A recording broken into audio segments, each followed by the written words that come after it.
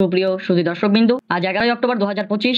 চলুন দেখে নেওয়া যাক আবহাওয়া দপ্তর তরফে কি পূর্বাভাস দিয়েছে। আজও হালকা বৃষ্টির পূর্বাভাস। লম্বা ইনিংসের পর অবশেষে বাংলা থেকে বিদায় নিচ্ছে বর্ষা। অবশেষে স্বস্তির খবর বঙ্গবাসীর জন্য। লম্বা ইনিংসের পর অবশেষে পশ্চিমবঙ্গ থেকে বিদায় নিচ্ছে বর্ষা।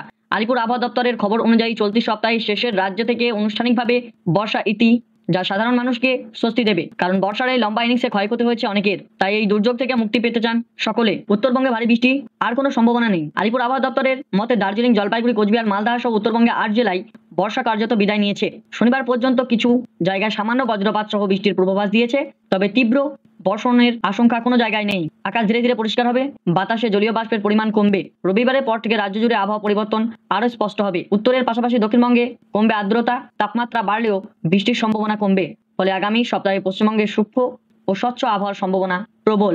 প্রতিবেশী রাজ্য বিহার ও ঝাড়খণ্ডে ইতিমধ্যে বর্ষা বিদায়ের প্রক্রিয়া শুরু হয়ে গেছে।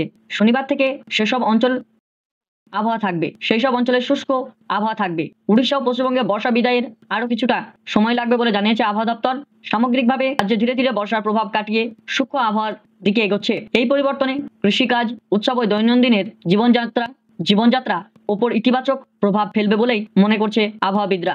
চলতি বছরে বর্ষা যেভাবে ঘাটতি একটা ইনিংস খেললো, তাতে অনেকের সমস্যা হয়েছে। রেকর্ড বৃষ্টি সাধারণ মানুষের কাছে এই পরিস্থিতি কাটিয়ে ওঠা সম্ভব হচ্ছিল না। অবশেষে সেই পরিস্থিতি কাটতে চলেছে। এখন দেখার পাকাপাকিভাবে কবে বাংলা থেকে বর্ষা বিদায় নেবে। এই ছিল আজকের আবহাওয়া আপডেট। ধন্যবাদ। আমাদের চ্যানেলটিকে সাবস্ক্রাইব করে আমাদের পাশে থাকুন এবং আপনি ইতিমধ্যে কোন জেলা থেকে দেখছেন সেটা আমাদের কমেন্ট বক্সে জানিয়ে যাবেন। ধন্যবাদ।